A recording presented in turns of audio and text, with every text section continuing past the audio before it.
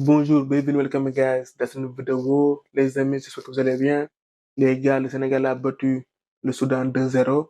Un peu plus tôt, la RDC avait battu le Sud-Soudan 4-1.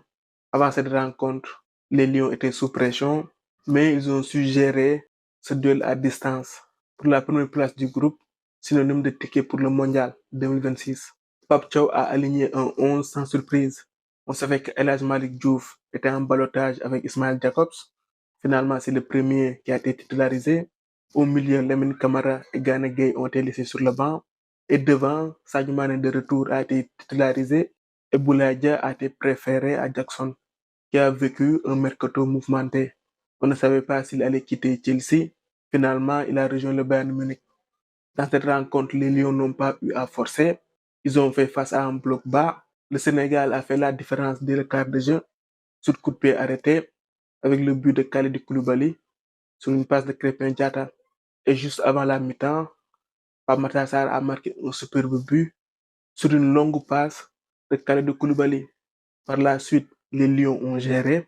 Les Soudanais ne nous ont pas posé de difficultés. Maintenant, cap sur Kinshasa pour le match face au Congo, un match décisif. Quoi qu'on puisse dire, le Congo reste un pays de football. Certes, dernièrement, ils avaient connu des difficultés, mais lors de la dernière CAN, ils s'étaient bien comportés. Et depuis, ils surfent sur cette vague. Ils ont des joueurs de qualité, Memba, Bakambu, Wissa, Van Bissaka. Pour ce match, ils partent avec des avantages. L'avantage du terrain, le soutien de leur public et surtout la première place du groupe. Ils ont un point d'avance sur les Lions. Ce qui veut dire que même avec un match nul, ils resteront maîtres de leur destin. Le Sénégal, lui, est dans l'obligation de gagner. Aucun autre résultat ne nous arrange. Il n'y a pas de calcul à faire. Seule la victoire compte. Il ne faudra pas y aller avec le frein à main. Il faudra y aller en conquérant, en véritable lion. Pape Thiaw, de ce qu'il a montré, c'est un entraîneur plutôt offensif. C'est un ancien attaquant. Peut-être que ça joue sur sa mentalité.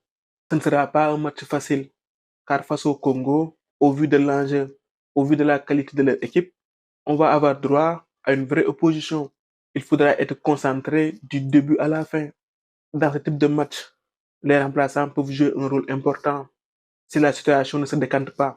Si aucune des équipes n'arrive à faire la différence rapidement. Et à ce jeu-là, je pense que le Sénégal est meilleur. Le Sénégal a une meilleure profondeur de banc.